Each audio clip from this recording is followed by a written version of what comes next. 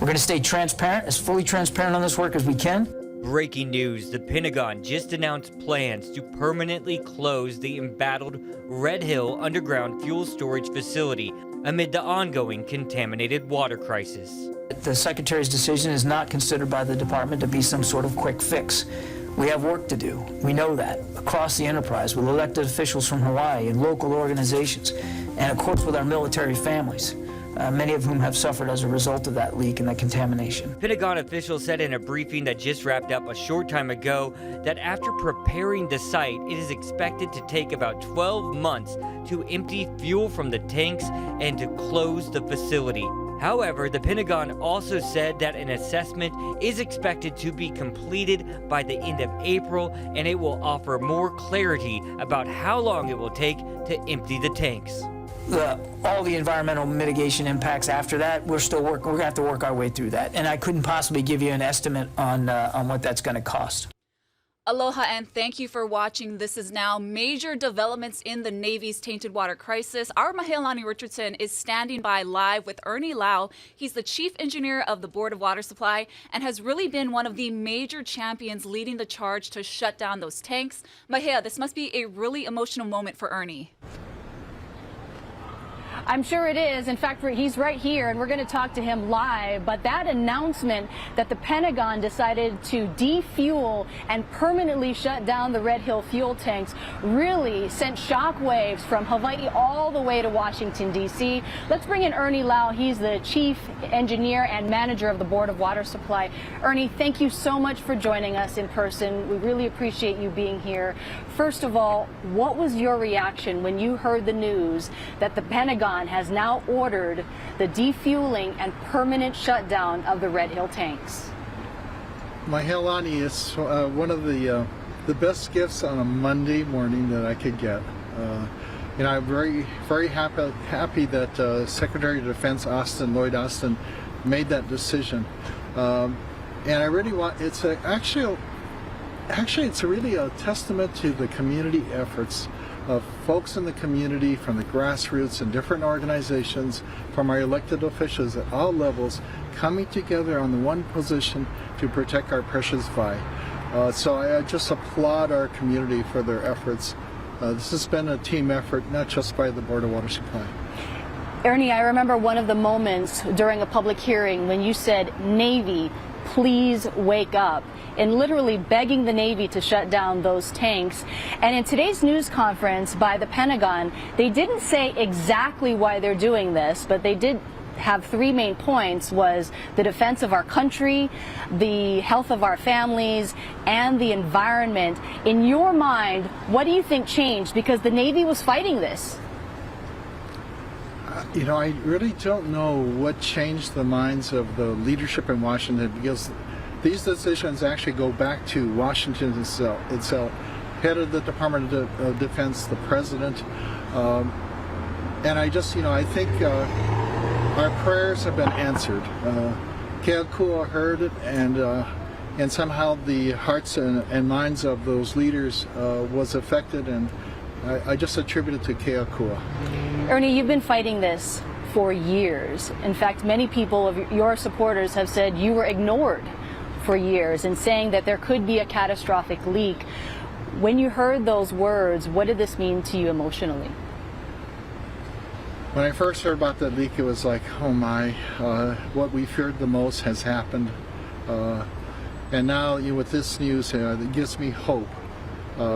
We need to be cautiously optimistic here, because if you read the memo from the Secretary of Defense, it does point out that there's a period of time to come up with a study, a plan, I think end of May, and then from there, once it's deemed safe, to defuel the facility within like a 12-month period. So that still means that there will be 180 million gallons of fuel still stored over our aquifer for quite a bit longer here. But we need to stay on top of this very closely, and this is a marathon, not a sprint. So this issue needs to be top of mind for all of us, all throughout the community, that we need to continue to protect our vi. There is contamination of the aquifer. The nature and extent needs to be defined. Our 3 wells that are still off will remain off, and we'll need to get through the hot, dry summers with the help of our whole community. Ernie, you've been very concerned about potential water shortages or restrictions, and as you just mentioned, the Pentagon has ordered now a study in terms of how to defuel, where to put the fuel, how to do it safely, and they're expecting this study now at the end of April. And then after that, there's really no timeline in terms of when the actual defueling could start. When it does start, it could take 12 months. How concerned are you about Oahu's water? And at this point, is the public water system still safe? The Board of Water Supply water system is safe from fuel contamination. We continue to test it on a weekly basis, and it's still safe to drink. The issues are going to be supply. Do we have enough remaining supply from our other wells that serve Honolulu and the Aiea Halava community to meet the demands of our community even through the hot, dry summer periods where it peaks? We need to, these words are good words of the Department of Defense, but we need to make sure that their actions reinforce the words they have written on this paper here, on this memo, that they actually hold true to them, and keep on this timeline as quickly as possible to safely defuel and permanently shut down that facility. But they also need to clean up the mess they've created already in the environment, in our water, in our aquifer. Ernie Lau, the Chief Engineer and Manager of the Board of Water Supply, we really appreciate your words, and thank you so much for your time. Mahealani, I just want to thank you for your coverage of the story and for the other reporters that stayed on top of this, because you helped keep the message out there, keep it front of mind for our community so we would not forget and let this drift away from us. Ernie, thank you. Mahalo. And the other families who've been affected by this tainted water crisis are also calling each other this morning and this afternoon, telling them about the news. Now, one interesting thing about that Pentagon news conference today, they did not say how much it could cost to defuel those Red Hill fuel tanks. Congressman Ed Case told Hawaii News Now today it could cost billions of dollars. Reporting from the Board of Water Supply, I'm Mahealani Richardson. Back to you.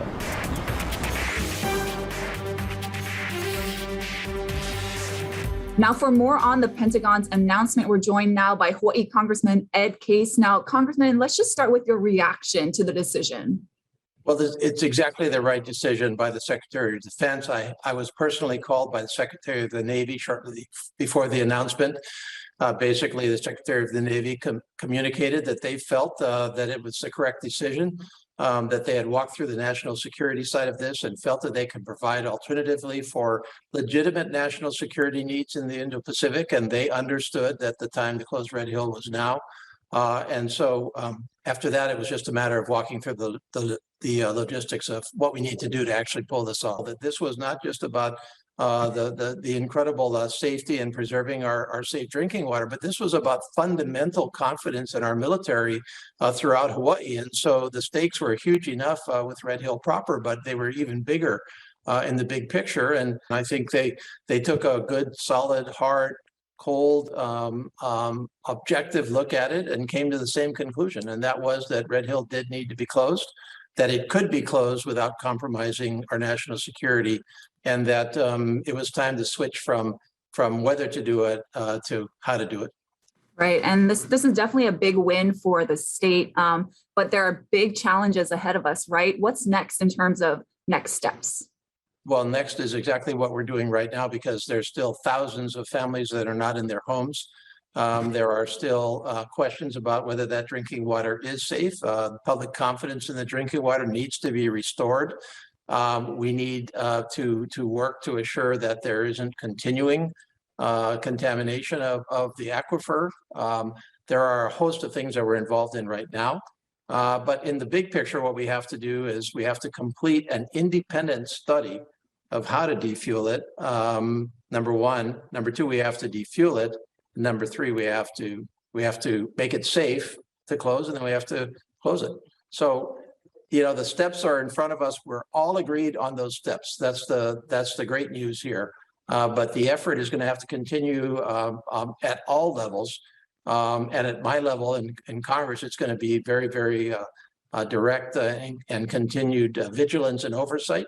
and the funding necessary to pull this off, because it's going to be billions of dollars at the end of the day, and that's inescapable. Nonetheless, having said all of that, the fact that we're all now on the same page is great news, number one. And number two, the Navy does deserve credit for having come to this conclusion, for having walked this through, and for having said, no, this is the time, we need to move on. The Department of Defense said timeline wise, they're looking at maybe a year to defuel and close.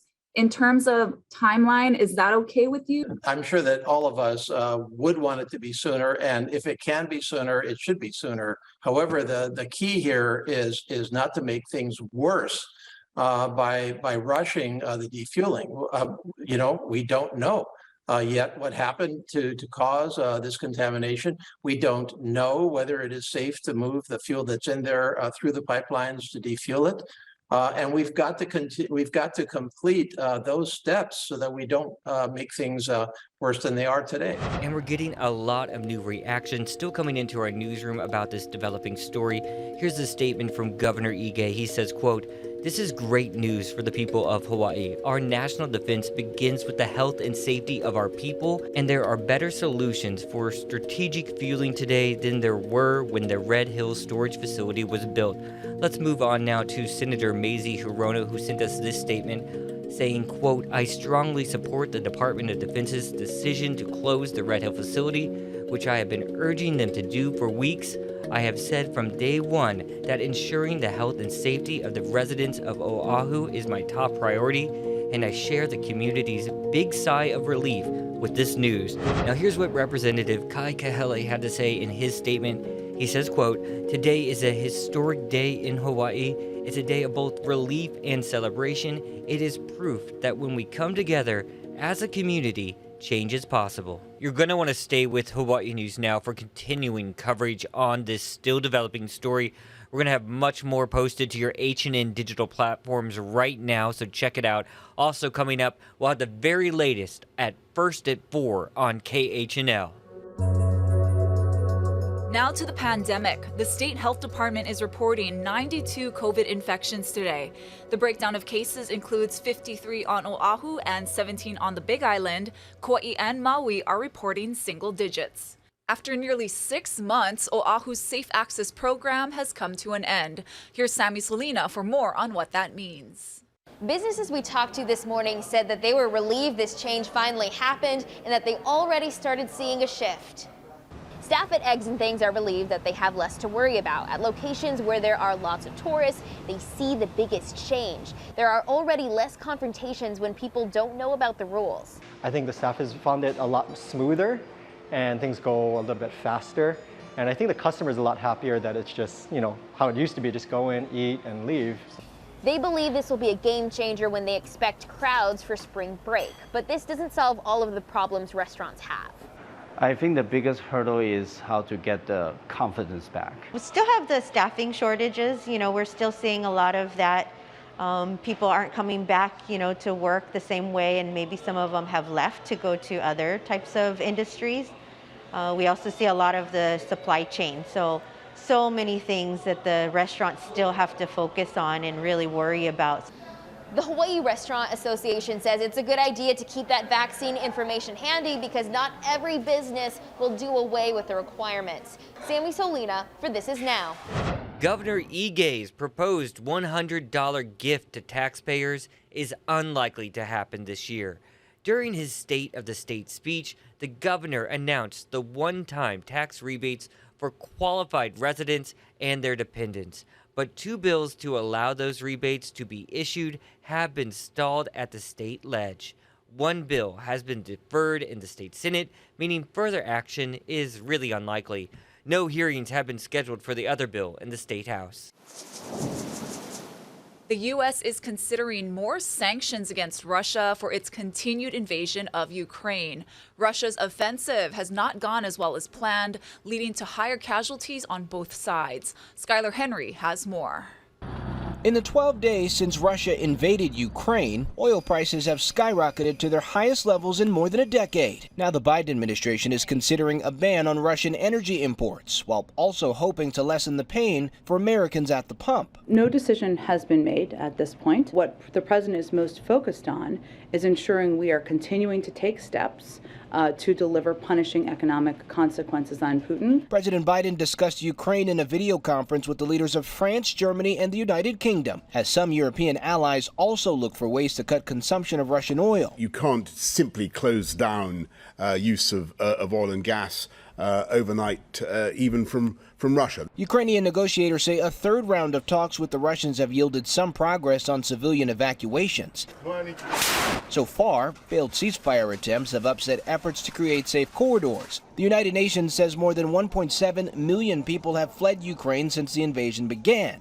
The Biden administration is in discussions with allies on how to backfill countries like Poland, should Poland fulfill Ukraine's request for more fighter jets. There are a number of challenging practical questions, including how the planes would actually be transferred from Poland to Ukraine. The Pentagon has ordered 500 more U.S. troops to Europe to bolster NATO's eastern flank, where Secretary of State Antony Blinken is visiting allies. Our message to Russia, to President Putin, end the war. End it now. Blinken says there have been no decisions on keeping U.S. forces in the region permanently. Skyler Henry, CBS News, the White House. Thanks, Skyler. And we just got this news into our newsroom. We're learning that Governor Ige is going to hold a media briefing today at 1:45, along with Libby Char. That's going to be carried live for you on your H&N digital platforms. Let's take you live outside. Speaking of live, beautiful day out there. How's it going to shape up for the rest of your work week? Here's Guy Hoggy. We'll have trade winds come back by tomorrow, but for today, the winds will be light. And of course, that will lead to afternoon clouds in addition to that front, maybe some few afternoon showers with that cloud buildup as well, maybe even some fog and haze. But by tomorrow, that should be cleared up because we're expecting a weak trade wind breeze. Not going to be strong, but at least we'll have a trade wind breeze for the rest of the week. In fact, we're expecting stronger trade winds to come in over the weekend. But until then, we've got these light winds, and then we've got, maybe some air quality issues. But we're more kind of watching the front that's due in this afternoon. Going to be lingering around through tomorrow with scattered showers. And then this front's going to kind of stall out on Tuesday, then lift out on Wednesday. Even though Wednesday morning might be a little damp, by Wednesday afternoon, we're expecting mostly dry conditions to move in. And those light trade winds take over tomorrow through Friday. Breezier winds, 15 to 20 miles an hour, pick up on Saturday and Sunday. So at this point, if you're making weekend plans, should be pretty good. Traveling for spring break this year is going to cost you a lot more, and that is if you can even get a reservation. Carrie Sanders explains more about the skyrocketing prices. What's over there? The Davenport family has been cooped up for 23 months, but this spring, they're finally headed on vacation. All 18 of them to Disney World. I do feel like there's going to be this kind of like emotional relief going on when our kids can get with their cousins. Hotel bookings reveal this month much of America will be on vacation and will be shelling out top dollar. For those lucky enough to have kept their jobs during the pandemic, savings accounts have swelled a mind-boggling $3.7 trillion, money that's now burning a hole in Americans' pockets. On Florida's Rosemary Beach, rooms at the Boutique Pearl Hotel start at $460. For the rest of this month, almost every room booked. There's that demand that's out there, and more hotels are open, and people are looking to get to the beach. And people are just sick and tired of the pandemic? Sick and tired of the pandemic. Hotels, rental cars, and airfares all skyrocketing. Airline tickets expected to climb 7% a month for the next 4 months. Prices not seen since before the pandemic. And Russia's invasion of Ukraine could push those prices higher. With the war showing no sign of stopping or slowing down anytime soon, I think it's much more likely that oil will stay at or above $100 a barrel, and that's going to end up being felt in the form of higher ticket prices. The Gaston family opting to drive from New York to Panama City Beach, Florida. That was almost, what, $3,000? Yeah, just to fly? $3,000 just to fly and rent a car. Right. But experts say there are still deals to snag this spring break, with many Americans flying to Europe canceling their trips, now nervous because of war. If demand stays soft, think you could really see airlines starting to slash the price in order to sell many of those flights for this spring and summer.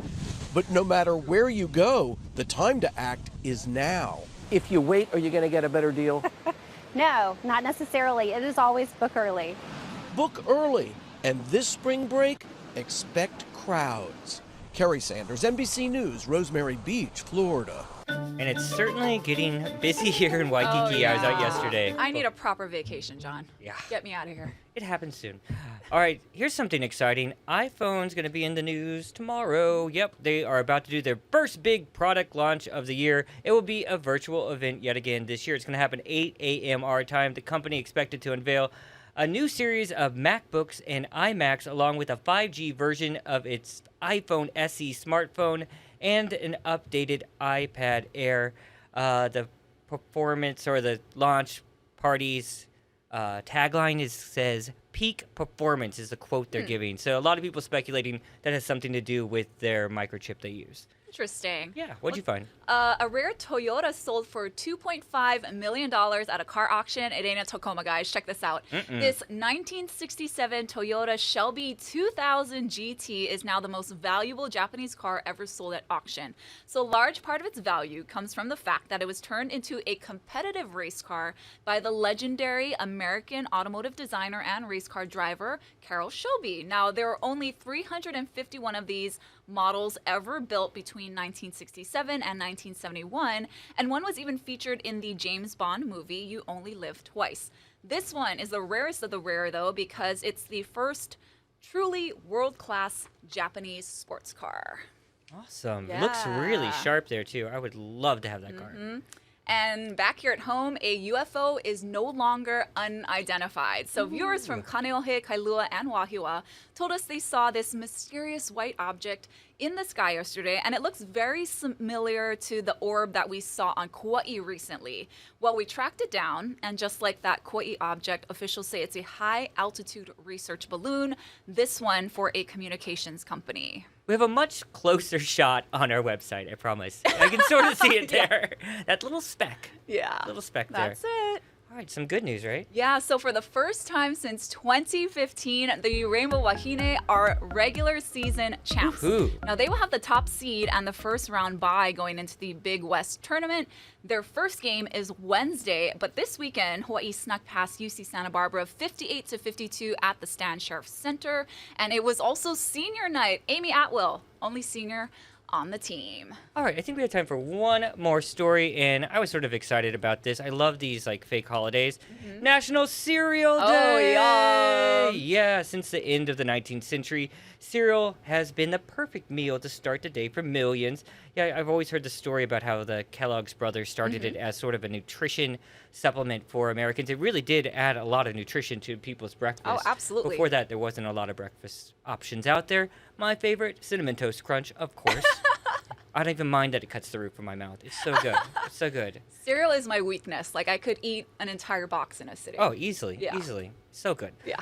All right, guys, that's going to do it for This Is Now. As you just saw, there was so much news happening this morning. Ashley's going to have a wrap-up for you at 1st at 4 on KHNL. You can also check out our podcast. Just search Hawaii News Now wherever you get your podcast. You'll see the one from This Is Now pop up in about 20 minutes when we upload it. You can also sign up for our e-newsletters right there on our homepage. Get the news of the day right to your inbox. You won't miss anything and sort of read it on your pace. You guys have a great afternoon. Don't forget 1:45 press conference with Governor Ige. Have a good one.